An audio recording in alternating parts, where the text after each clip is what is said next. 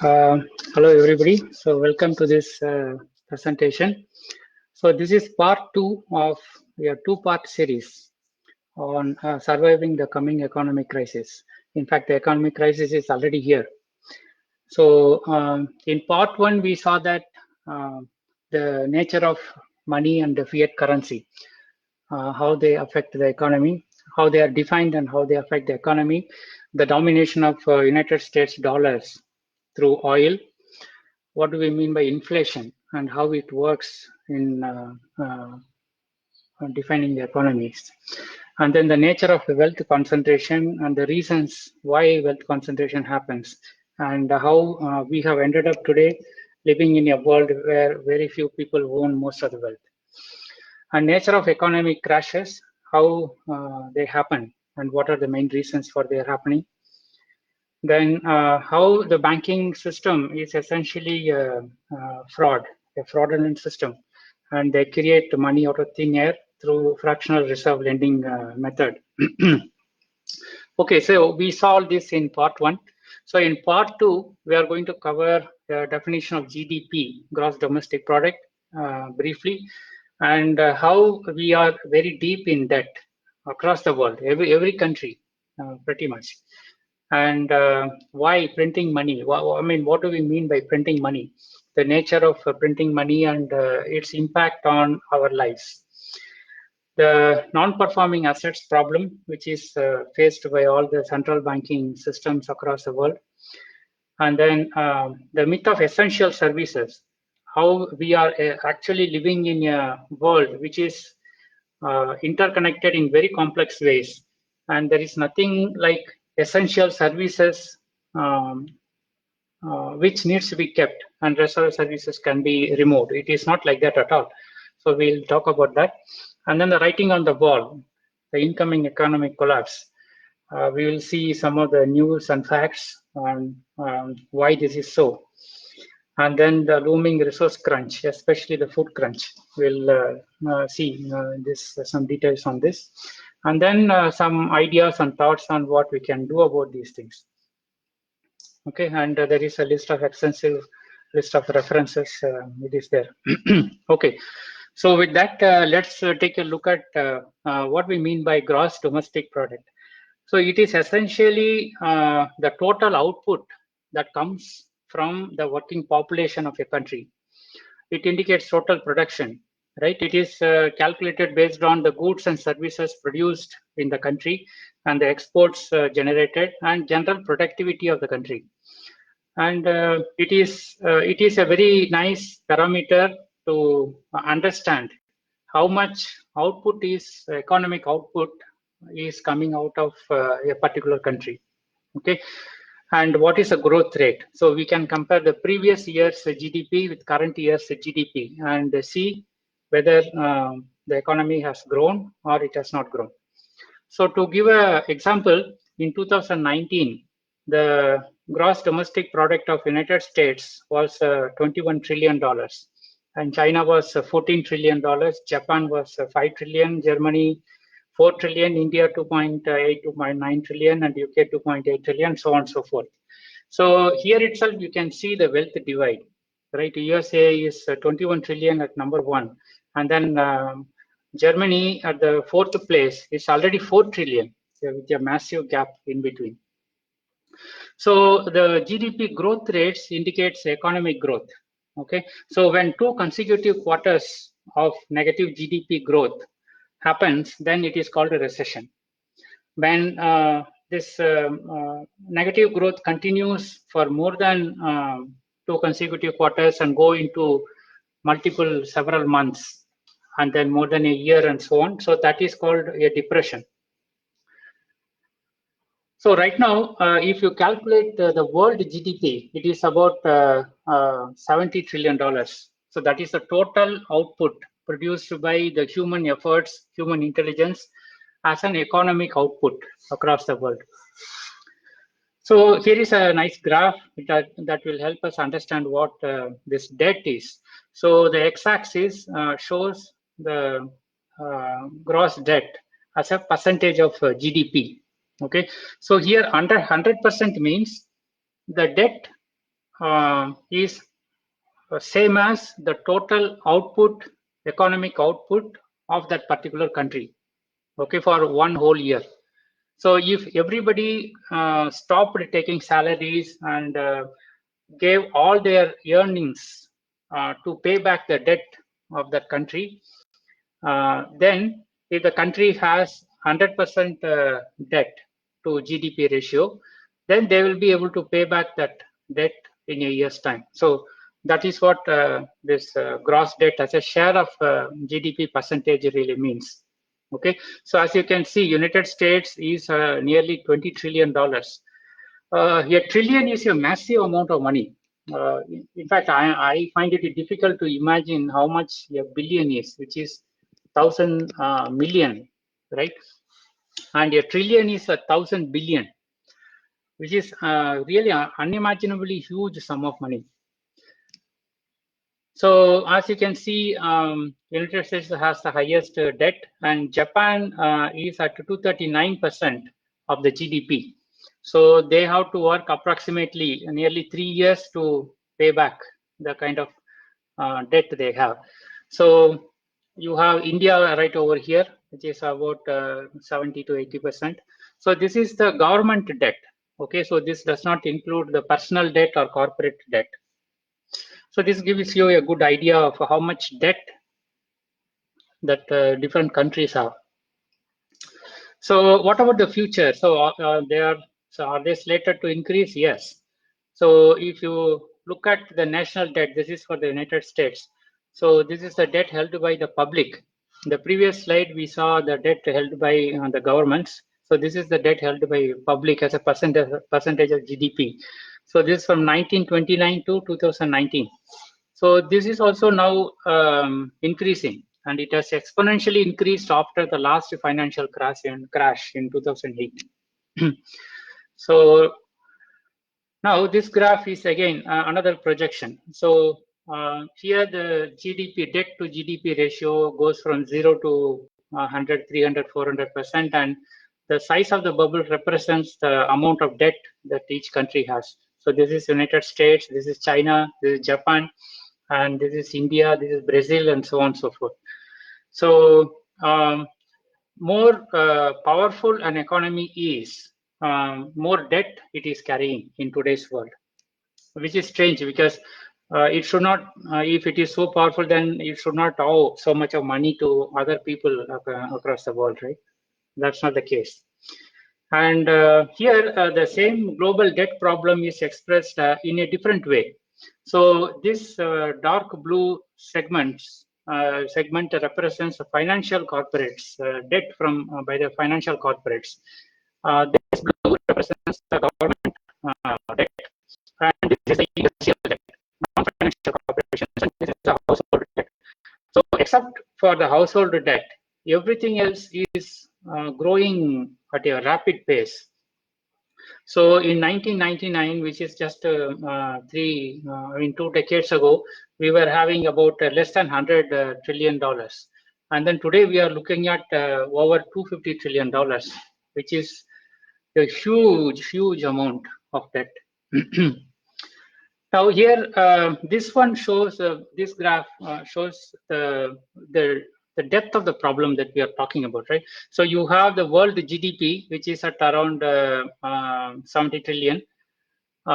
Then if you look at it, the total debt in terms of a percentage of GDP, it is at over 300 trillion.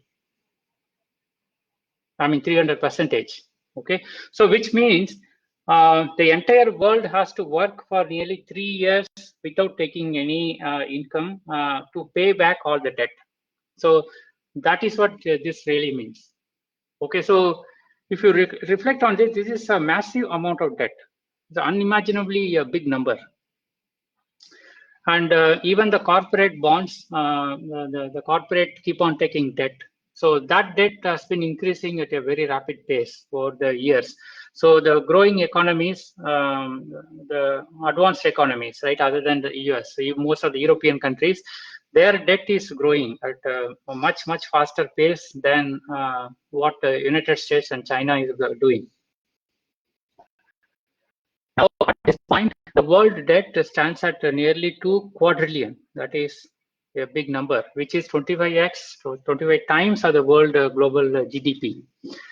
And not only that, every country has to pay interest on it, right? The interest alone is a massive number. Every month they are supposed to pay.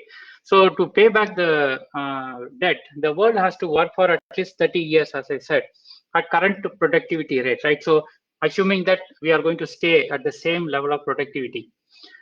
So it is going to take more than 30 plus years if you include the interest payments and so on. At least 30 years. Now, obviously, that is not going to be possible because we can't do that at all. Because we need to have money, we need to consume our own earnings for us to really live a prosperous life. So no country or individual will be willing to give everything for this world debt. So then why did we, on what basis did we take up? Why did we take such debt in the first place? Because in pockets, having our own narrow vision on what we can do and what we cannot do, people and governments and corporates kept on taking debts from outside. So they actually bet on innovation, the productivity growth that comes out of that innovation, then money printing and global crises to drastically reduce and get out of such debt. But unfortunately, so far, it is not really working out. So one method of getting out of debt is to print enormous amount of money. So if United States or some $30 trillion, if it keeps on printing money for say $10 trillion, it will be able to pay off 1/3 of its external debt. But then it has a disastrous consequence, printing $10 trillion. So people will not approve of that in normal circumstances. So if the government is to print money, then some kind of crisis has to be created so that it will be able to print that thing and then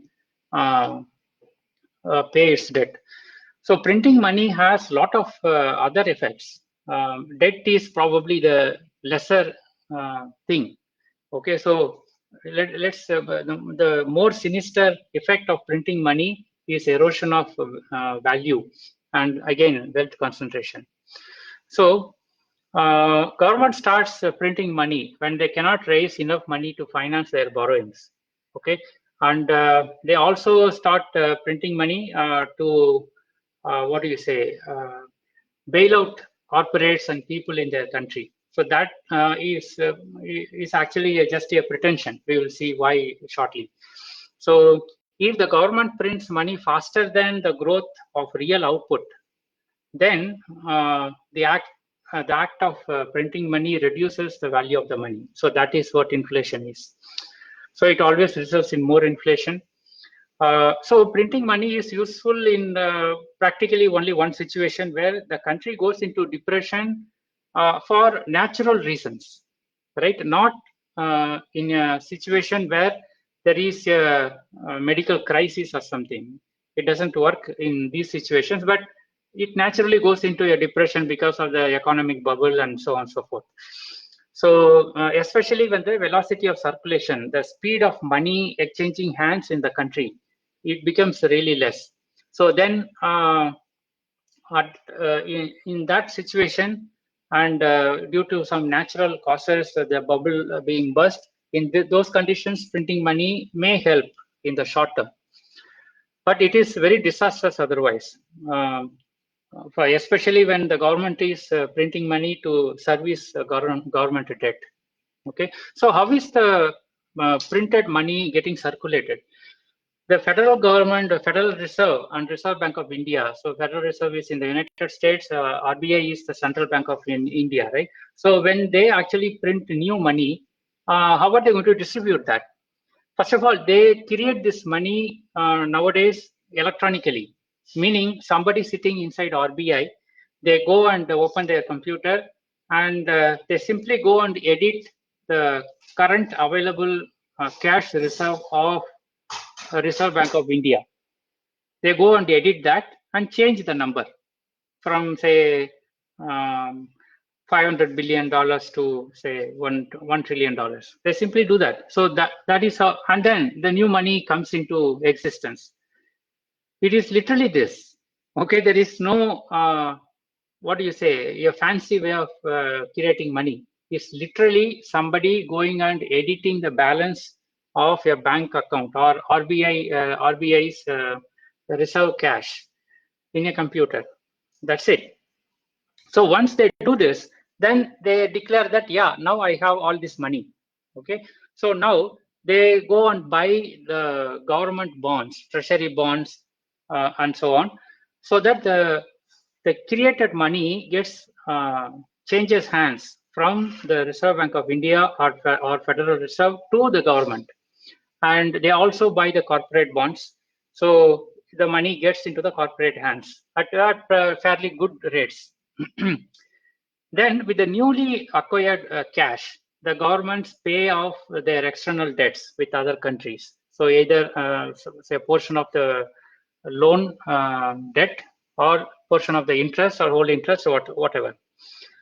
Now that the central bank, RBI and the Federal Reserve have this cash, the private banks which are starved for money because of the economic collapse or economic problems, downturns, they come and sell their assets to the central bank, okay, the RBI. That increases their cash reserves, okay, because the central bank, Fed or RBI, they are going to pay a good amount of money for these real world assets. So that increases the cash reserve for these private banks as well as scheduled or public banks. They take that money and then go and loan it out many times over.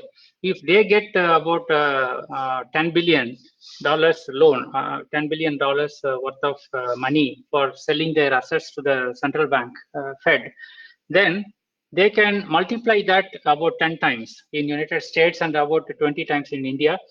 And then they loan that increased multiplied money as money to people. Okay, so we discussed this in the last presentation called fractional reserve lending, one of the greatest cheating game ever played on humanity, and it still continues to be played. Now, this influx of cash into the banks, they decrease the interest rates, right? If all the banks are having a lot of money in their hands, then obviously they have to reduce the interest rates to make it more attractive for people to borrow. So in general, this results in a stimulation of the whole economy because people now get cheaper loans from the banks. So they happily come and borrow more money. Okay. So once they get money and they start spending that particular money, the new money, the newly created money diffuses throughout the economy into the population, and it carries on. It continues to spread throughout the world. Now, this is rather funny, right? So printing of this money, it interferes with the natural free market. Okay, so let's look at this, right? At the step one, somebody just entered it in an electronic terminal in a computer, saying that now RBI holds $1 trillion instead of $500 billion. Okay, from that to the real world, it is simply a diffusion, right? There is nothing of real value that got created. So the people at the bottom, the common people, the middle class, upper middle class, even the rich people or poor people, whoever it is, they have to work for certain amount of money. Okay, but these central banks just create it out of thin air, and it directly affects the way economic activities happen in the real world. Okay, so let's see an example. Of course, money printing interferes with the natural free markets because they artificially prop up the prices by making the credit available at much cheaper prices. Let's say in a Bangalore suburban, some land is costing 7,000 rupees per square feet. Okay, so without the stimulus package, it may deflate to 3,000 because people don't have much money and banks are unwilling to give them loans to buy at this exorbitant price of 7,000 rupees per square feet. Now, if the RBI decides to do this quantitative easing or print money, then with availability of cheap loans, people may agree to buy at 6,000 because the banks are willing to lend loans for that kind of rates. So this actually inflates the prices in an artificial manner. So even though the value of the land is 3,000 rupees, now the bubble has become larger. So it has become 6,000 rupees. So people are going to open up new projects with higher prices, which is unsustainable at the longer term. And this is how the economic bubbles become larger and larger instead of getting burst. So if the free market is allowed to just follow through with its natural boom and bust cycle, this would have become 3,000 rupees within a short time, and then it will fall back to the natural rhythm and value exchange among people and businesses. But because the RBI has interfered with its money printing, the economic bubble has become much larger. It has caused a lot more inflation in the country. Okay. So now let us see whether. Okay. So let us see how this concentrates wealth and makes the central banks as the real owners of real wealth at the end of it, right? So as we said, RBI Fed and RBI creates money from thin air, but it gives real loans against real assets to the bank. And then the banks multiply that loan and loan it out against the real assets. When the bubble bursts, what happens? The people who took the loans, they default. They're not able to pay back. Then the bank is going to acquire real world assets against the loan given to those people, right? Remember that they gave fake money, the money that was created out of thin air. They gave that money as loans to real people against real collaterals. Now, when the people default, then these real assets are transferred to the bank. They take it, and then uh, eventually, because of the credit drying up, banks will not be able to service their borrowings from RBI, from the central banks or Federal Reserve, right? They will not be able to service their borrowings. So they default. When they default, the RBI becomes the owner of real world assets. Okay, then the federal bank becomes the owner of real world assets. So when the bubble bursts, eventually, only the top bank is left with real assets across the country. So you might ask, okay, so such major crashes have happened in the past. So did it really result in RBI and Federal Reserve becoming richer? Yes, they have. So here is the official data from Federal Reserve, asset growth. Okay, so this is a Fred page. You can go online and check it. I have given the link in the references. You can check it. So here is the 2008 crash.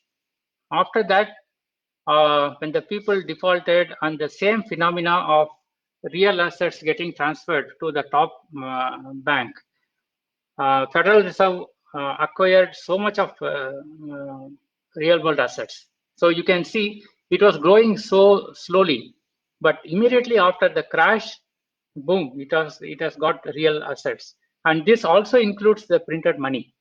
Okay, and then now in 2020, within a very short time, the assets of the Federal Reserve is increasing. This particular upward trend is purely money printing in trillions of dollars. Okay, so we will see that. Okay, now if you ask the same question, so this is what you can call as fishing in troubled waters, right? Every crash, you go and print money, and then you throw the fish line into the troubled waters, and you reel back real world assets and become owners of real world assets. And common people who had the assets in the first place, they are left with nothing. They are left with owing fake money to these fake banks, but they are really gone, right? So that is what we also call as order out of chaos. So you know who has this motto, right? Order out of chaos. You can research that. So this is the asset sheet of Reserve Bank of India, right? So it holds about 36,000 billion rupees, which is a massive amount of asset, a significant part of GDP. So in India, if you go and ask anybody about, I mean, what is RBI? They generally have this notion that RBI is a regulatory body. Okay, so they regulate how the currency works in the country. They control the inflation rate and bank interest rate, repo rate, and so on and so forth. Not that is true, but it also holds a lot of assets, as we saw, right? And again, the board members of RBI are appointed. They are not elected. There is no MPs or MLAs involved. It's a private entity. Okay. Currently, RBI has an asset base of over 36 trillion or US dollar 500 billion. And the combined top 10 banks in the India have an asset base of 1.3 trillion, right? So these assets are held as mostly foreign currency reserves and a lot of domestic debt, government bonds, and external bonds also, international bonds as well. So you can see that the central banks and the RBI together, they hold about nearly 1.8 trillion US dollars worth of assets. That is in a country where the GDP itself is about only 2.8 trillion. Okay, so to give you a perspective, the top 10 richest people's assets in the country, when you combine that, it is just 170 billion. Okay, so that is this 170 billion is that is 75% of the total wealth held by individuals in the country. So people are having very small amount of wealth compared to the wealth commanded by the central banks and the private and public banks together. There's a massive difference. So as you can see, the very people who are supposed to regulate the asset flow for the benefit of the public, they are the masters. They own and control the majority of the wealth in the country, whereas the people whom they serve, the quote unquote serve, right? So they are left with pittance, a very small amount, actually, if you compare. I hope this amazing thing, I find it really amazing. People don't, this somehow we don't realize at all. We don't question this, we don't understand this, nobody really cares, basically. Okay, so what happens, what is happening in 2020? So in 2020, the Fed has started printing money at an incredible rate. Over 3 trillion has been created out of thin air already. It is slated to reach more than $10 trillion, which is a massive amount of money, as we were saying. So when the bubble bursts again, the Fed will reel in. Just we saw, just like fishing in the troubled water, the large part of the real asset base from across the United States and also across the world, because it is now lending across the world.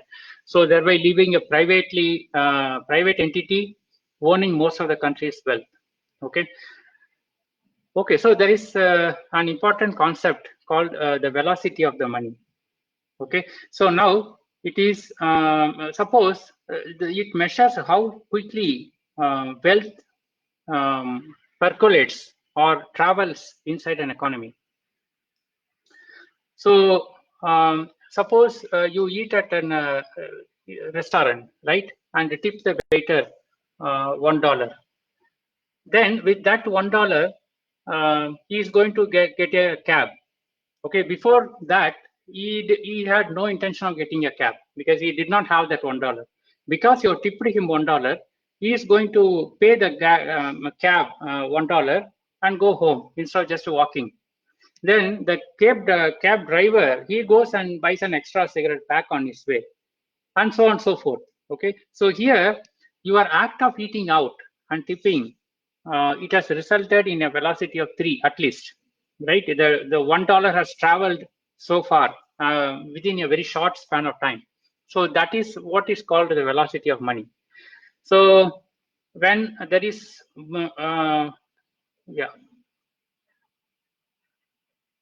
so the printing money is helpful when there is only a demand shock or a supply shock. Okay, so when people have more money to buy, it increases the demand, or when there is a supply shock, right? When there is a very little, it incentivizes the suppliers to produce more because they are given more money. So when there is both demand and supply shocks, and the velocity of money becomes very, the velocity of money is very poor, then printing money is not going to help at all. The economy would simply absorb the money and stay the same across everywhere. Okay, so here is the real world case. So recently, this article came about where they said that the Fed central bank has decided to launch an unlimited money printing program. Okay, so previously they usually say we are going to print 100 billion, you are going to print 500 billion. This time they went out and clearly said in so many words that they are launching an unlimited money printing program. Okay, immediately all the banks, not the banks, the central stock markets jumped all over the world. Okay, but the article goes on to say, despite the market rallies, Tuesday saw early warning signs for developed economies as data showed the steepest plunge in business activity on record in Britain, Japan, and Eurozone. Same places where people are celebrating the availability of unlimited money because of the Fed's decision. But the underlying businesses are declining. The article itself says that. Unfortunately, it is saying below. And most of the people may not read that much. They simply read the above part and they feel very happy and they go home. But that is not the case. The real crux of the matter is over here, right? Okay, to summarize quickly, the printing money increases inflation. It artificially interferes with the free markets. It devalues savings because once your house, which costed let's say $100,000, now the same house it is going to cost you $200,000 to buy. Then your savings has lost over 50% of the value in your purchasing power. So people on pension, they are going to be devastated when the money printing happens, right? And this is very bad for the middle class, even upper middle class and poor people who are living on pensions. So it takes real world assets away from people and it gets added to the bank. And it accelerates wealth concentration only for the banks and especially for the top dog, the central banks, which is the Fed and the RBI equivalents. Okay, so as I said, it concentrates wealth. When both the demand and supply are absent, printing money has no real world effect. Okay, so I hope you got a good overview of the enormous debt crisis and why printing money is not going to solve it for us. Despite that, the United States and other countries, including India, we are printing a lot of money. So let us say, let us also see this another looming problem, right? It's not a looming problem. It has been there for a long time. It is just that it is not in the common psyche. So that is the non-performing assets problem of the central banks. So what is NPA? When someone stops paying their loan EMIs for 3+ months, then the loan becomes a non-performing assets. Basically, that loan stops earning money for the bank. Then it is a useless asset for the bank. Okay, so a bank always have a certain percentage of its loan portfolio as NPAs because not everybody pays their loan back. So lower the NPA, better it is for the bank. Banks have to take over collateral and sell them. If somebody stops paying them EMIs, they have to take the assets, right? And the banks generally don't have that. I mean, they're not well equipped for this kind of a thing, where they have to go and acquire the asset such as land or house. They have to find a buyer in the open market. They have to sell it. So they usually outsource it. And in general, they don't want to get into this mode at all. because that is not their main business. So they try to avoid that by lending only to good people, whom they think can pay the money back. So NPAs are a lot more common than what the good citizens of the world really think of, because a lot of bad people take a lot of bad loans. So what these banks do is that they routinely package these bad loans along with some good loans and sell off their NPA to other banks to reduce the NPAs in their quarterly results. Okay, so if you look at what is happening in India over the years from 2007 till 2018, the NPA has been growing exponentially, not exponentially, okay, quite badly, right? So it was standing at 2.3% of the total outstanding, and now on 2018 it has reached 11.2. Now it has reduced to around 9% of the total outstanding, right? So that is where we are. So NPS have been increasing dramatically in India because a lot of people are taking out bad loans. So this is how banks cheat on NPAs. So let's say there is a bank B1 which has a loan L1 that has been defaulted for over 6 months. Okay, the guy has not paid back EMIs for last 6 months. Then before the quarter ends, where B1 has to declare its quarterly earnings, they actually move the loan from B1 to the bank B2. Okay, in B2's books, this is taken as a new loan or a new incoming asset. And the fact that 6 months of loan was not paid by the guy, that is gone. In the new bank, that 6 month period is not gone, is gone, and it is treated as a new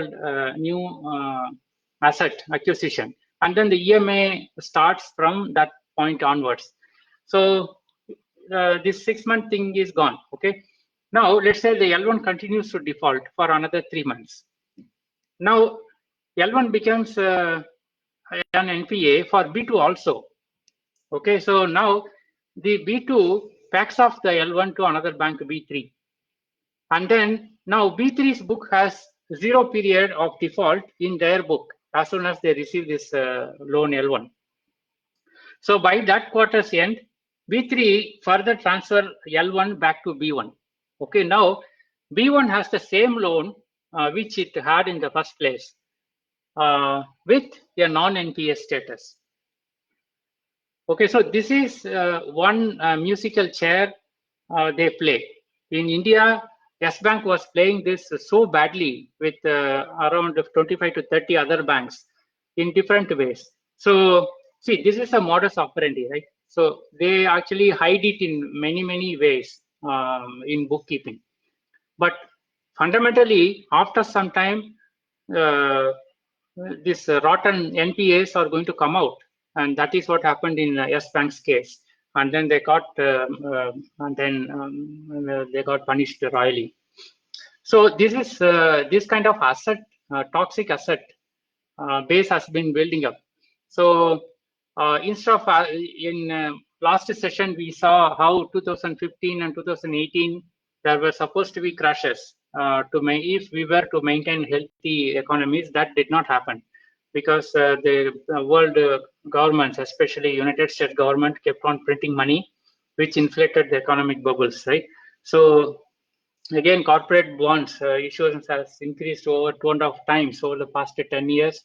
Security assets are all inflated. All numbers are inflated. Real estate prices are up by 50% from 2012. So the GDP growth projections are being downgraded now. Okay, so Germany is at just 0.6%, and Eurozone is now hitting a 7-year low. All these things are now coming out because the whole thing, the central bank and EA is now rotten. So they won't be able to hide it anymore. So now it is slowly coming up. So usually what happens is when it comes out, it turns into a sudden crash. So they keep on trying to prop up the bank the NPS are all hidden, and when things come out into the light, the crash is pretty big. That is how it happens. Okay, so now let us take a look at the myth of essential services. So for human beings, we have food, shelter, and clothing as basic needs. But in today's fake epidemic and fake virus world, only food and medicine seems to be taken as essential services. This is a big mistake. And everything else is shut down. Okay, so because they don't come under essential services. In reality, we live in a very complex web of interconnected dependencies, not only services, everything. The essential services of food and medicine or essential travel and so on, they are inextricably embedded into this whole web of products and services. Okay, it's not possible to somehow take it out and service. So let us take an example, right? So let us take the example of a milk delivery. So milk is considered as an essential service, right? Milk delivery is considered as an essential service, and it is available for buying. So, however, in order for the end consumer to get the milk, it has to be put into plastic covers, right? So when the packet supply runs out, the plastic covers actually run out in the milk depot. The milk depot asks the vendor to give them more supply of the plastic covers. But because of the this one lockdown, the vendor has shut the shop. He was not considered as a essential service, right? So he had to close his workshop, and all the workers have gone home. There is nobody there to service it. Then the raw material supplier to this particular vendor has also shut down because his factory was not considered to be essential service factory. So that was also shut down. So because of which the milk depot is going to run out of packets to supply milk in. Okay. Also, what happens if the packing machine breaks down? That the ancillary units which produce these spare parts and the person who is repairing this, none of them are considered to be essential service, right? So this all now goes for a toss. And the small scale ancillary factories which supply, which gives all these things, now they are all closed and workers have gone home. So what happens is, it is neither easy nor quick to bring back the supply chain when we foolishly shut down the entire economy, saying that, yeah, we will keep only the essential service alive. It's not going to be alive for a long time. Now, this is, I practically saw this. So last week, I went to buy some oil. On the left-hand side is the usual plastic container, which the oil comes in, right? And then last week when I went there to buy, I saw only the right bottle. They have run out of the original bottles, OEM bottles, and they have also run out of labels. The bottle is of much poorer quality. That's all. I mean, that's all you can really do, right? This is all available. Now, what happens if this vendor actually runs out of the bottle? Am I supposed to go with my own carrier or something, one container to go stand there and fill oil from his drum? That is where we are going, actually. So the supply chains seem to be already broken. So imagine if this kind of problems are coming for essential services, then what about the non-essential ones? What is going to happen when buffer stocks are going to run out of on all these non-essential services? And what about the transport industry? Because India heavily depends on road transport for a whole lot of goods and services. Okay, so more than the rail line, which is also of good service in India, it is a road transport. Now, if the entire transport industry is gone, and all the trucks are parked out, if you are in Mumbai, if you just go or try to go out of the city, you can see for kilometers across the road on the highway. You can today you can see the trucks parked out.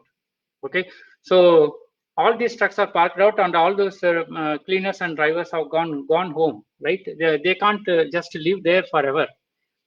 Now, all these trucks, if you are going to restart, they are going to require a lot of maintenance. The battery will be down. You will have to rework the battery, then oiling, and you have to probably fill up fill up the air for the brakes, and so on and so forth. It requires certain level of service.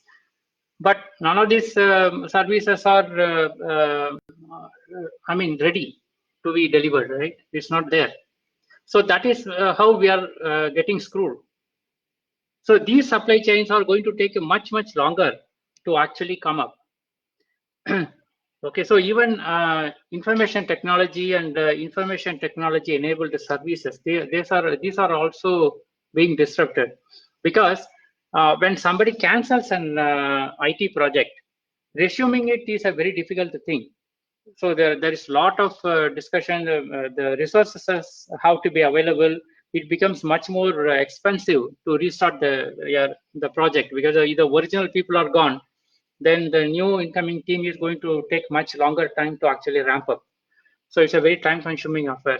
So a lot of IT projects are getting cancelled across the world, because the real-world demand for IT, which rides over all other physical services, they are now cancelling the projects. So the impact on IT and ITES, it is going to be deep. It is right now happening, and it is going to be long-lasting. Okay, so here is the India story. This is from a Global Data Organization. They actually surveyed 17 technology, media, and telecom sectors. They are all negatively impacted by this stupid 19 pandemic or pandemic, right? So if you can see, the IT services are affected by 60%, meaning 60% of the IT services are gone. The revenue is gone. The infrastructure will have to be shut down, because without revenue, it's not going to work. And so is the consumer electronics, advertising, component marketers, telecom infrastructure, semiconductors, IT infrastructure, the list goes on.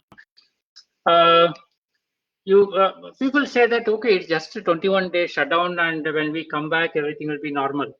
No, we are not going to see any normalcy at all, because a 60% downfall is a very big downfall. So to recover from that, it is going to take a hell of a lot of time and effort, if at all we can recover from this. And what about small and micro scale medium enterprises? Okay, so you have 60% of micro and small medium enterprises are getting wiped out. Okay, so real estate looks at nearly 1 billion business loss and more.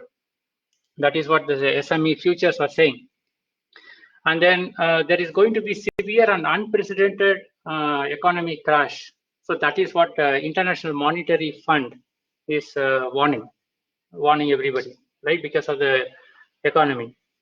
So this comment is interesting, but for the first time in 60 years, Asia as a region will not register any economic growth this year because of the coronavirus pandemic, according to IMF forecast. It says zero growth across Asia. You know, Asia is one of the fastest growing regions in the world. Okay, it includes China, India, Taiwan, Thailand, Japan. Everybody is here in Asia. And IMF is clearly saying, as a statement, that Asia is going to see zero growth in this coming year, which is very, very significant. Okay, if somebody says, yeah, we are going to get back normal, no, that is not going to happen. Now, let us also look at the domino effect of economic collapse, how the thing really happens, right? The first stage is a spike in unemployment. That is the very first stage. When people become unemployed, they cannot produce anything of value, right? They just sit at home, or they become dependent on other people, thereby increasing the burden on the working population. So this is already happening. The unemployment is amazingly going up. Okay, once the unemployment is over, or it reaches its peak, then the corporates are going to go bankrupt, because they have lost their workforce, and their reserve money is going to run out sooner or later. Once that happens, they are going to go belly up. They are going to say, I'm sorry, I can't pay any more loans. I'm going to close. Okay, here the quantitative easing is not going to help. So we saw that. We'll repeat that again, because this is the first time we are facing both a demand shock and a supply shock together. So when the velocity of money is not there, when the money circulation is not moving fast enough throughout the economy, then no amount of money printing and quantitative easing is going to recover the economy. The economy is going to just absorb all the money, the inflation will go up, but everything will stay the same. So as we saw, the velocity of money has slowed down significantly because of both sides, supply and demand, coming down. So this is why the stock markets did not respond for the recent QE. Despite pumping in more than $1 trillion into the markets, the stock markets did not go up as expected. Right? Once the bankruptcies happen, it is going to be followed by law and order problems, because people have no jobs and they have no hope of a job also, because the companies they work for themselves have been shut. So now what? People are entirely dependent on the public distribution system, and then they are going to eat food out of the government's hand. So that is going to create a lot of law and order problems.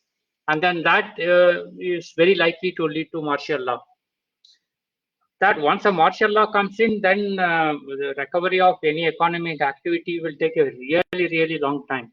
For example, in 1950s, when the crash happened, it took 25 years for the General Motors share prices to come back to the same level, same value, 25 years.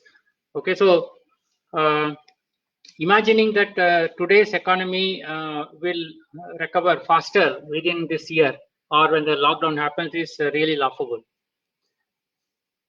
So recently, the federal administration, they have released a 100-page plan laying out a grim prognosis and a response that would activate agencies across the government, saying that we are going to anticipate 18 months long pandemic and widespread shortage. Okay, so here is the quote from there.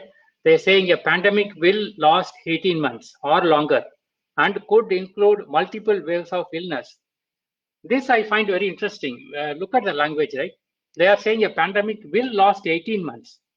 How are they saying it will last? First of all, we don't even understand the mechanism of this COVID-19. We say that we don't really understand how it spreads. All we could blabber is that, yeah, it will go across to another person at 13 feet, 18 feet, 10 feet, whatever number comes out, anybody is out of mouth, that is what it is. So, and we have no cure for it. We have no treatment other than the generic treatment of any flu or pneumonia cases. All that we don't know nothing. We don't know anything.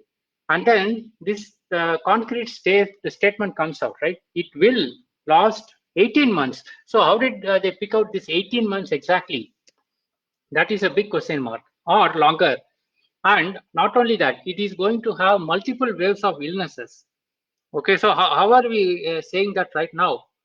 Of course, they are going to build up a lot of story on stage 1, stage 2, and the people working together. It is spiking up here and there. That is all nonsense, because the very proof of virus itself is not there. And then the very proof of the so-called virus actually spreading any kind of disease, causing any kind of disease, that is also not there. So they are doing predictive programming, basically, right? They are preparing people on what to expect. This is what I am going to do. That's what the government is saying here, right? I'm going to shut you down for 18 months, and I'm going to create a panic in waves. So whenever I say this is now we have an infection wave, you have to shut yourself in your house, and then the economy will get more destroyed even more. So that is what they are practically telling. Okay, so taking that as a cue, a lot of people are reacting, right? So Bill Ackman, one of the very famous hedge fund manager, is saying, hell is coming. America will end as we know it. Capitalism does not work in an 18-month shutdown. Not only capitalism, there is no economy that can really work in an 18-month shutdown. It doesn't matter it's a partial shutdown or a full shutdown, it really doesn't matter. We are officially declaring that the economy has fallen into a recession, joining the rest of the world. And it is a deep plunge. Jobs will be lost, wealth will be destroyed, and confidence depressed. This is the statement from Bank of America. Okay, so one of the biggest banks in United States. So they are saying this. According to them, we are already in a recession. Okay, these are very significant statements coming out of these people. Now, if you compare what happened in Great Depression versus what is the depression happening today, what is happening today, we actually are registering a sharper fall than what happened in 1929, Great Depression. We are falling much faster if you look at this curve, right? So this is how the stock markets were performing economically. So this is an amazing comparison. So anybody who is thinking that no, we are not going into a recession. No, we seem to be going into depression, not just a recession. We seem to be going into a depression. Okay, so now let us see about unemployment. Are these unemployment really happening, or is it just a fancy fear mongering, right? So during the Great Depression, unemployment actually peaked at 24.9% in 1933. Today, the estimates are saying that it is going to hit 30%. It is much worse than the Great Depression. Okay, so if you notice, it is much easy. It's very easy to hire an employee, but to hire back an employee, it takes several weeks, if not months. So that is how it is. Even if the requirement for that particular job comes up again, it's going to be much difficult. It is like emptying a cookie jar. You have kept a bunch of cookies in the jar. The cookies have gone bad. So you simply throw all the bad cookies in an instant. But when you want to refill the jar, you have to first make the cookies, right? It has to be cooled, and then only you can put the cookies in the jar, which takes much longer than the instant it took for us to empty the jar. It's the same way. You can fire the employees and shut down the companies very quickly, but to bring everything back, it's a very effort-intensive exercise. Look at this data. This is the total unemployment insurance claims in the last 4 weeks alone, which is unprecedented. 22 million people have filed for unemployment insurance claims in the United States. Okay, so this is the US Department of Labor. So this is incredible. See, this is data, right? This is not somebody's opinion. So what we just saw, opinions from Bank of America and the hedge fund manager, they are expressing their opinion, even though they are very well learned, well respected. They're still opinions, but this is hard data. They have already filed for unemployment insurance claims. Okay, this is the United States. And then this is India. The Center for Monitoring Indian Economy, CMIE, has released this data recently.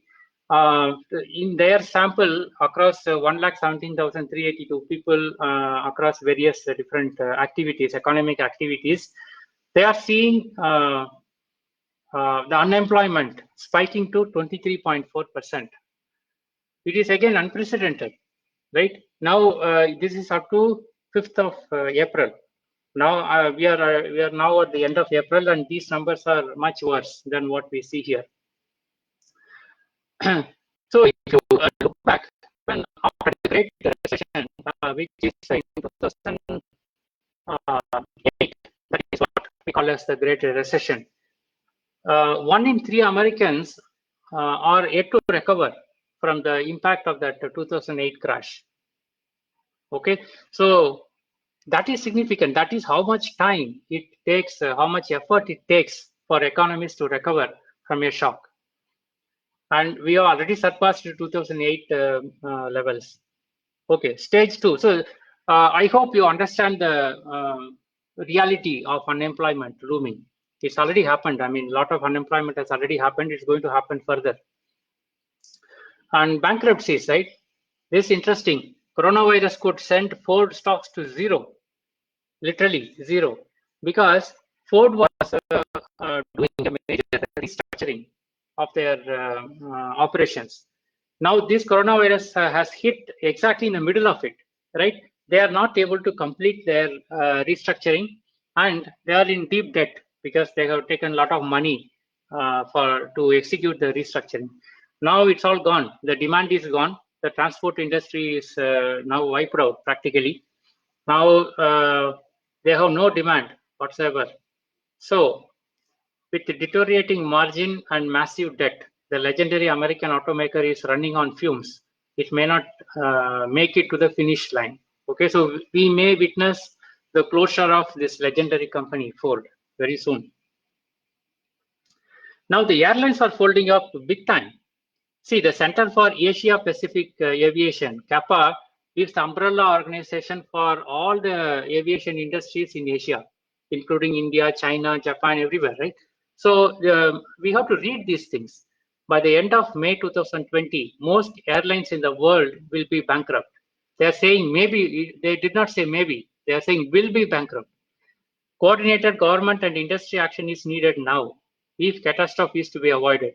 As the impact of the coronavirus and the multiple government travel restrictions sweep through our world, many airlines have probably already been driven into technical bankruptcy or at least substantially in breach of debt covenants. They are not able to pay back the debt. Cash reserves are running down quickly as fleets are grounded, and what flights there are operate much less than half full. Forward bookings are far outweighed by cancellations, and each time there is a new government recommendation, it is to discourage flying. Demand is drying up in ways that are completely unprecedented. Normalcy is not yet on the horizon. They are not even able to visualize how normalcy is going to come. That is what the airlines are saying. Okay, so what about mortgage, right? So people borrowing. So here is an article from CNBC, potential wave of mortgage delinquencies could bankrupt the payment system. The entire payment system, mortgage financial system, right? The Mortgage Bankers Association estimates that if about a quarter of all borrowers request and are granted loan forbearance for 6 months or longer, demands on services could exceed 75 billion and could climb well above 100 billion. There's no way this industry can sustain these kind of numbers. Okay. And that is what Bloomberg has recently said. The stakes are high. If the retail withhold payments, there would be a ripple effect. Landlords cannot afford to stop collecting rent for long, with many property owners sitting on loads of debt. The situation is likely to get messier. That's what it said about the real estate market. So this again, Tom Barrack, real estate mogul, he is saying that a domino effect of borrowers' defaults that will swiftly and severely impact the broad range of stakeholders in the entire real estate market, including property and homeowners, landlords, developers, hotel operators, and their respective tenants and employees, practically the entire industry. So we know everyone is over leveraged, full bore, full risk. All we were waiting for was a trigger, and unfortunately that has come in the form of a health crisis. See, if you really look at how business is done in the world, especially in the United States, the real risk taken is enormous. It's like more than many times it's more than 100%.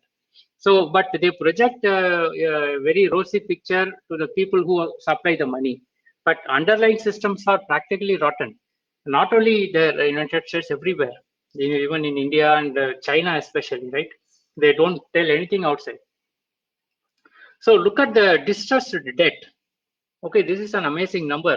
So 2008 caused distressed debt, which shot up to 2000 billion. I think it is 2 trillion. So now we are already crossing that figure in 2020 within a very, very short period of time. So when debt distress is so sharply rising, there is no way economies can sustain themselves. So what is their response? Again, the Fed goes all in with unlimited bond buying plan by creating unlimited fake money out of thin air, right? So that is what their plan is. Now, That, as we saw, that quantitative easing and printing money is not going to help because the velocity of money is not there. Because both the supply shock and demand shock has happened. So in such a situation, money printing is not going to help, and the economic activities are fundamentally shut down, and it is like going off a cliff, and it is going to take a long time and effort, if at all, to get back and climb up the mountain to the same spot from which we jumped off. Now, obviously, the next thing, the law and order issues and martial law, it is going to follow. There's no way we can avoid this. This, as you can see here, Donald Trump silently signed the Defense Production Act some time back. Okay, so on Wednesday 18, President Donald Trump announced he was invoking the Defense Production Act, and 2 days later, he said that he had put it into effect. The Defense Production Act essentially says the military takes precedence. Okay, so as per the military's wish and fancy, all common people, all businesses across the country, all assets have to give first priority to serve the military. So that is what the Defense Production Act means in essence. Now that this act has come into effect, it was there in the news, but I am not sure whether anybody noticed it or really cared about it. But this is a very significant thing. In fact, he has already used this Defense Production Act to force GM factories to stop doing whatever they were doing and start producing ventilators and face masks. Okay, and the government knows that the law and order problem is coming. This is the kind of force, vehicles, and over 1,000 military personnel have been put in New York. I think this is New York. Now, why do we need such a massive military force in an advanced civilian city? Do you think they're there to manage the people standing in queue, or they're there to distribute the food packets? No, they're there to control the riots. Because once people go out of basic resources, out of work, they are not just going to stand there and just sit around. There is going to be a lot of problems. So that is why this military has been put in many cities. So government knows this. They are already preparing for it. Now it is for us to really understand and realize what is going on. Okay. So this is what is the expected impact in India. So IT and IT related services are going to go down -60%. Micro and small and medium enterprises, that is going to again -60% drop. Real estate -12% minimum immediately, and it is going to be a long-lasting effect on real estate. 90% trucks are off the road. Okay, so it will take at least 3 months to get back to any kind of normalcy in terms of transportation. So World Bank says that India's GDP growth has been downgraded to 1.5% from about 7.58%. And S&P Global Ratings have again downgraded to 3.5%. And Fitch Rating says India will grow at 2% this year. International Monetary Fund says it's only 1.9%, and it says recovery is may be seen in 2022 to back to 7.4%. Barclays growth projection for India is 0%. So this is the cumulative shutdown effect of 3 weeks, or 21 days, right? And 4% of the GDP is already gone. Now, these are the industries which are severely affected. The automobile industry, all kind of personal vehicles on their ancillary units and services, they are all gone. Then hospitality industry, because people are not traveling much, that this industry is severely affected. Fast food joints, hotel, roadside dhabas, all those things are wiped out. Now, the commercial real estate is going to be again severely affected because people are going to stay home quite a lot more, and all the related services such as security, cleaning, transportation for the workers, and so on. So those are all affected. Then footwear, clothing industry, they are affected because now people will buy much less of footwear and much less of clothing. Then the retail industry. So 50% of US GDP growth, not growth, US GDP numbers actually come from consumers. It is the only the rest 50% comes from the industry, manufacturing, and other related services. Okay, so United States economy greatly depend on consumers, end consumers, people going to malls and buying stuff. That is what it depends on. Now this retail industry is going to see a massive downsizing because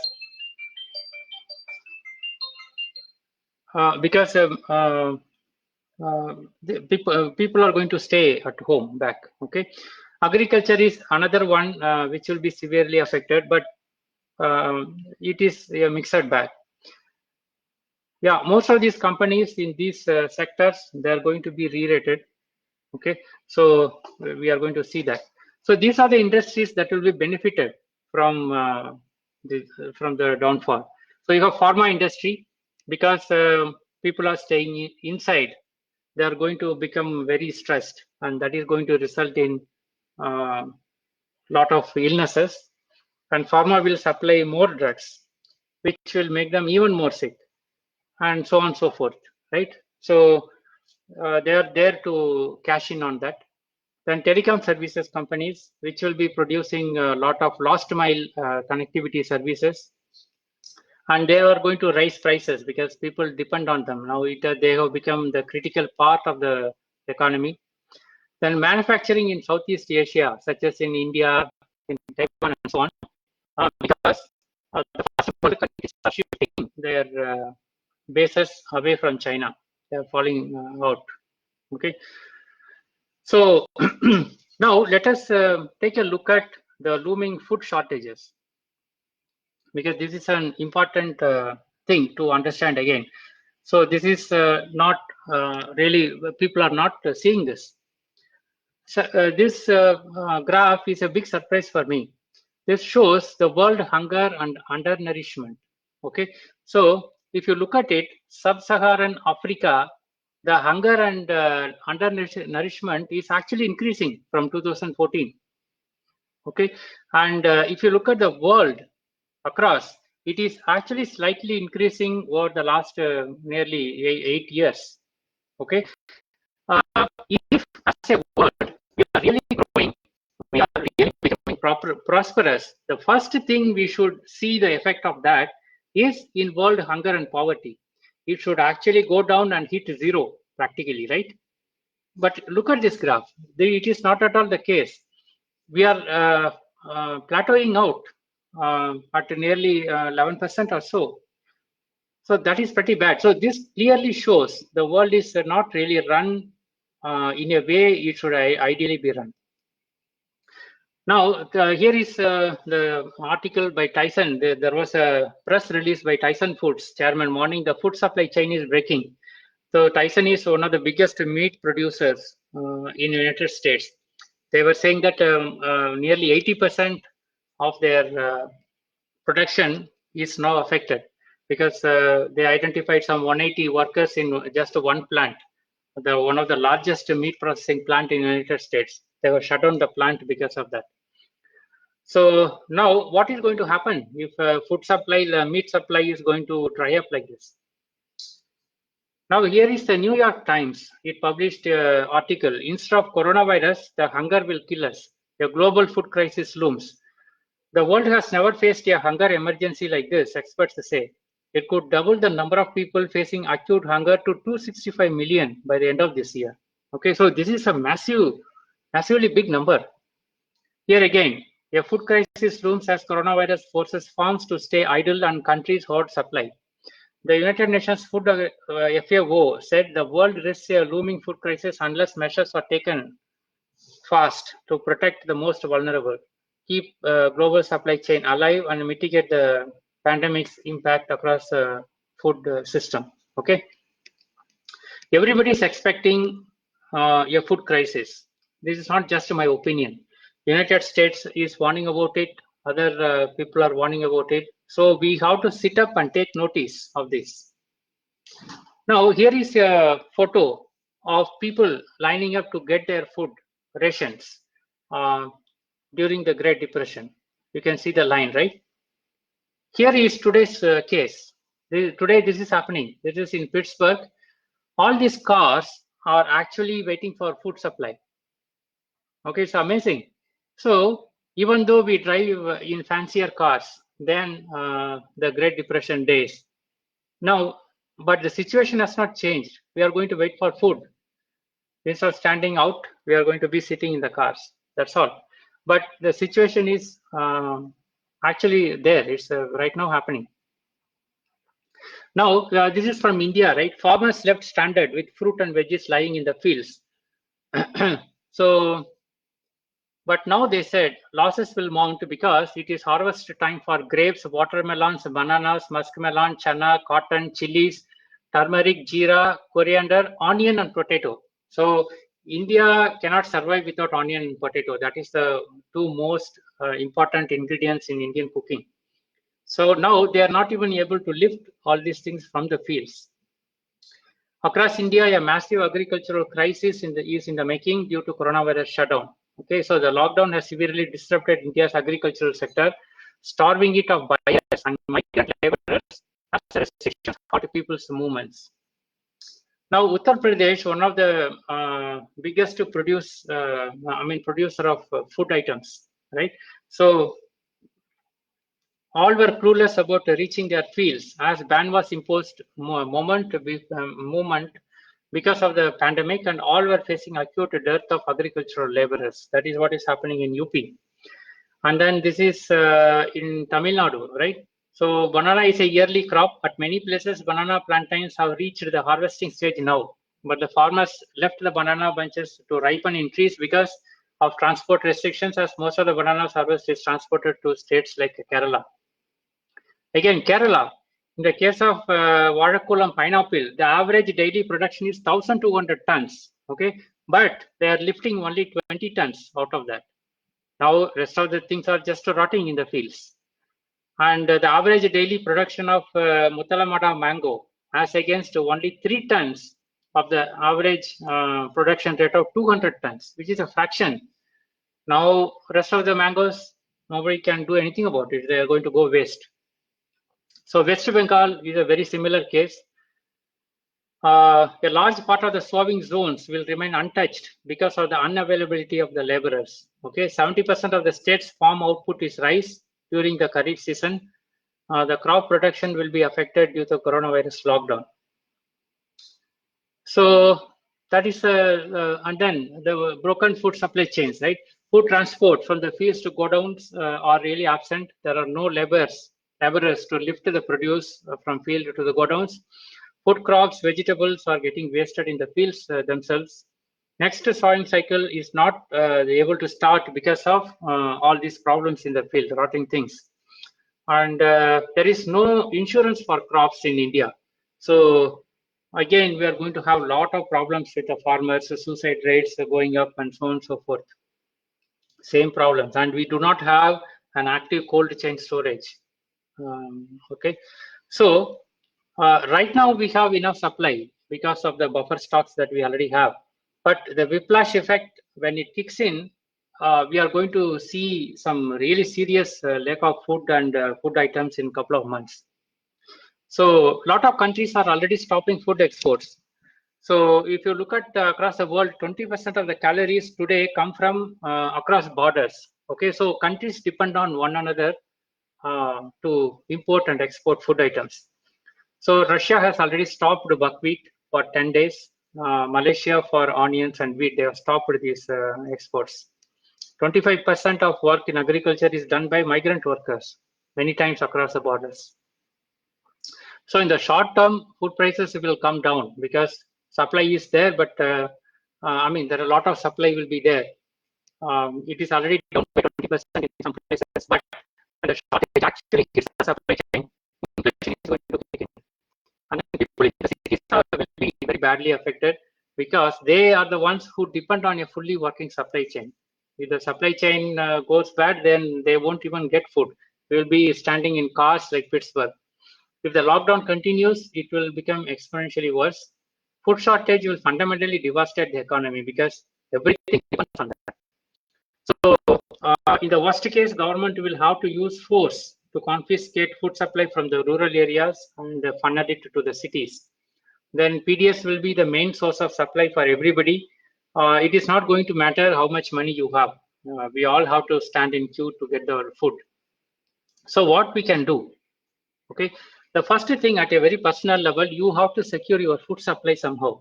So establish a food supply chain with specific food suppliers, maybe your neighborhood farm, which has some food supply. So connect with them personally and establish a supply chain rather than depending entirely on the supermarket or the PDS system, public distribution ration shops, right? Then if possible, you move out to your rural area where there is a community which is self-sufficient in terms of food. Then if this is not possible, at least move out to an edge of the city because there will be less restrictions, less movement, and more resources available at the edges. Stock up for at least a few months until at least the whiplash effect diminishes.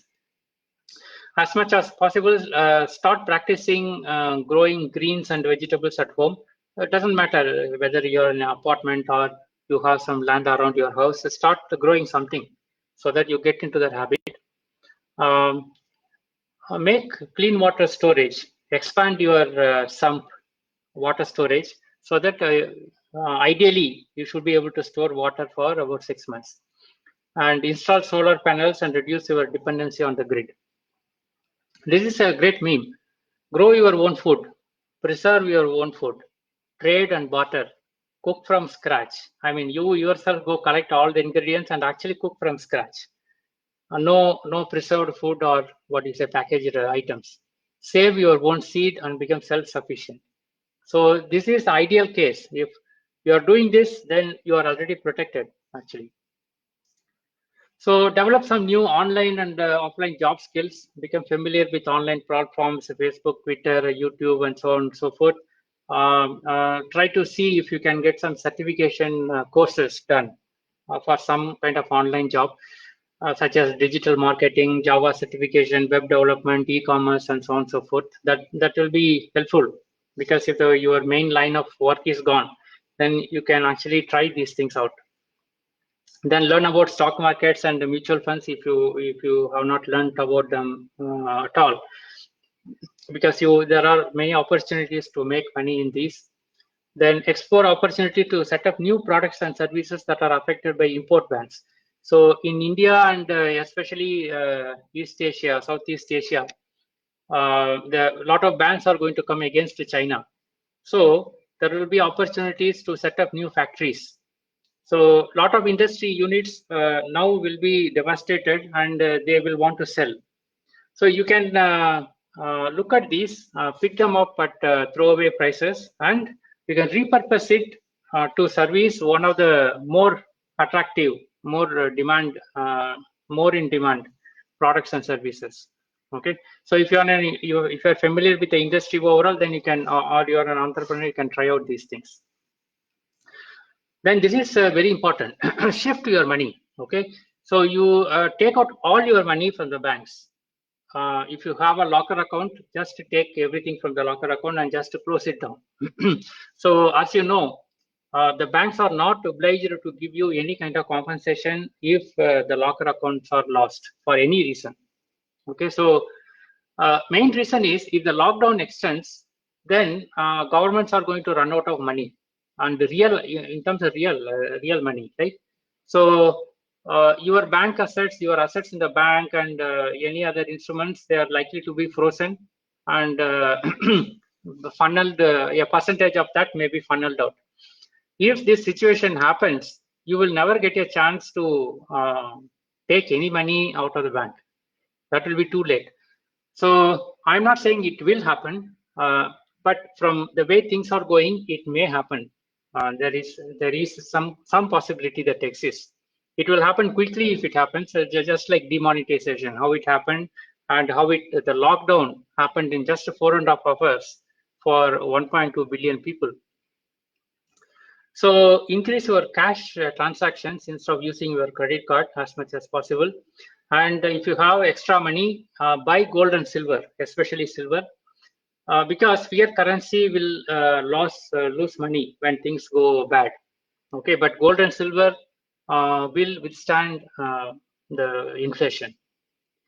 If you are in the stock market, I suggest you exit the stock market investments for now and shift your investments to actual bonds and treasury bills. Then invest in farming. If you have money, this is the best place to invest in organic farming. Okay, develop a second residence somewhere, maybe in a self-contained farmstead, and you can actually do it with your friends somewhere out of the city. And if you are in the city, then you need to really prepare for riots and mobs. So because once the economic collapse really takes effect, you are going to see a lot of riots and mobs in the streets. Now, if you somehow think if you're in an apartment, you are safe. No, I have seen things in real life where when really these riots start happening, there won't be any security in the apartments. Okay, so they will be gone. It doesn't matter how much money you give, they are not going to stay. Okay, so you have to take care of yourself, coordinate with your neighbors to safeguard your area or yourself. Okay? It's not very difficult if neighbors stay together. This is an easy problem to solve. The real problem comes when 1,000 people in one large apartment depend on some 10 guards to safeguard their entire area. That is not going to happen. So take steps to improve safety of your house if you are staying in independent house rather than apartment. That is important. Okay. Then build some protection against EMF. Now, if you remember, these people are saying the federal government is saying that illnesses are going to come in waves. The main conduit of making that happen is through EMF. They have been installing 5G towers everywhere, even in Bangalore, right across our street. They have been upgrading the towers and 5G antennas. You can clearly see the 5G antennas going up everywhere. So we have to protect against EMF. Please educate yourself on the bad effects of EMF and how you can protect it. Reduce mobile usage, keep it away from your body, and switch off Wi-Fi at night. Create an EMF-free room, at least your bedroom, by using EMF fabric as curtains. Stay away from mobile base stations. This is very important. I'll talk about probably this EMF overview and how we can protect ourselves, various methods of protecting ourselves and our family from EMF as a separate session. So to give you an idea, why EMF? This is the cancer deaths near mobile base stations, right? You have the distance 0 to 100 meters, 100 to 200, 200 to 300. So as the distance gets shorter and shorter, you are seeing more and more cancer deaths happening. Okay, of course, the total 0 to 500 meters, you are seeing 6,724 deaths. Whereas beyond the 1,000 meters is just 147 cases. This cannot prove causality. Okay, this numbers doesn't prove that the cancer was caused by the mobile towers, but it is an excellent correlation. If we can't see this and ignore the result, then I mean the mistake is on our part, not on the science or the people who publish this data. So take care of this. Okay. And then if possible, develop some off-grid living skills, learn some basic farming, how to build a vegetable garden, learn to use walkie-talkies. So I would suggest you take a ham radio course. You can do that in your country. Every country has ham radio licenses. You can really write some exam and get it. Ham radio clubs are there. Do that. I am actually right now learning ham radio. So learn about local herbs that can really treat various ailments. Stock up on those preserved preparations of the local herbs. This is very important because allopathy is not going to help you, and you may not have ready access to homeopathy or naturopathy treatments. And if you have to stock up on one couple of, let's say, two things. It will be vitamin C and hydrogen peroxide. Please go and educate yourself on the benefits of vitamin C, especially the intravenous vitamin C. It can treat a whole lot of range of diseases, and the hydrogen peroxide. And take a course if possible on off-grid survival. Okay. More than anything, you should start questioning the narratives, mainstream narratives. Switch off that stupid idiot box, okay, and stop reading these fake newspapers. You should go online and actually do the research. I have quoted so many research articles, I mean, the news articles which actually matter. And your main TV or newspaper are unlikely to quote any of those.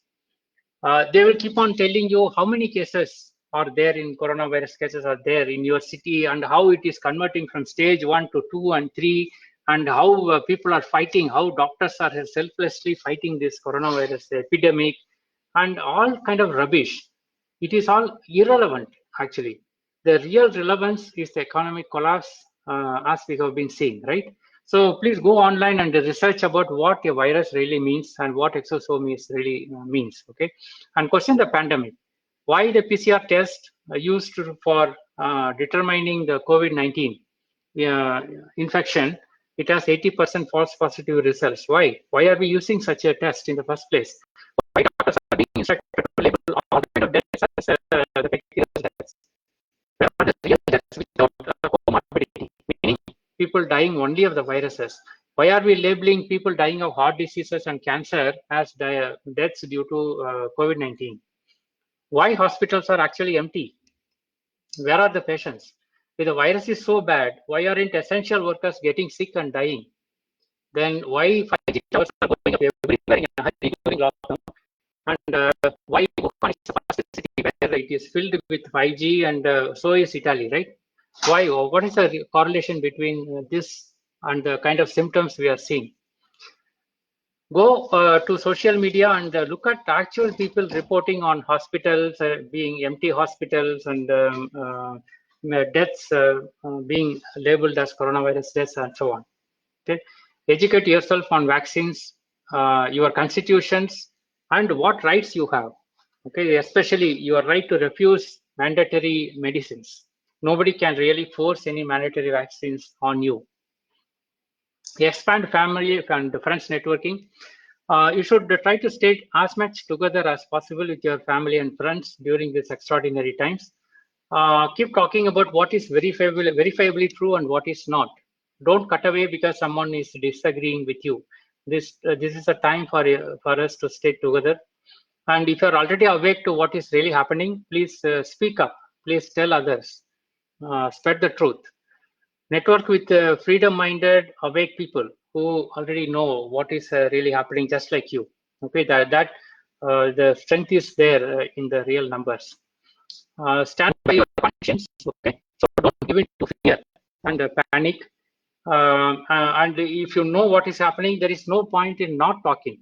Okay, the freedom as we know it is already gone. We are all locked up. Okay, that sense of freedom is already decimated in our collective psyche. So don't worry about these things. Please, I mean, do what your conscience dictates. Okay, so this kind of freedom is not for us to restore. If we don't take action and tell others, if we don't educate ourselves on what is really happening, nobody is going to do it for us. The further a society drifts from the truth, the more it will hate those people who speak it. Okay, so we should not build a society of this kind. We should build a society in which this doesn't happen. Okay, so I'm going to leave this. I'm going to finish this session with this thought by Aldous Huxley. The perfect dictatorship would have the appearance of a democracy, but it would basically be a prison without walls, in which the prisoners would not even dream of escaping. It would essentially be a system of slavery where, through consumption and entertainment, the slaves would love their servitude. This is exactly where we live today. Okay, so thank you very much for listening. There are I have put references for all the data points I have quoted. I will upload this as well and provide the link in my Facebook and YouTube. You can go please take a look at it.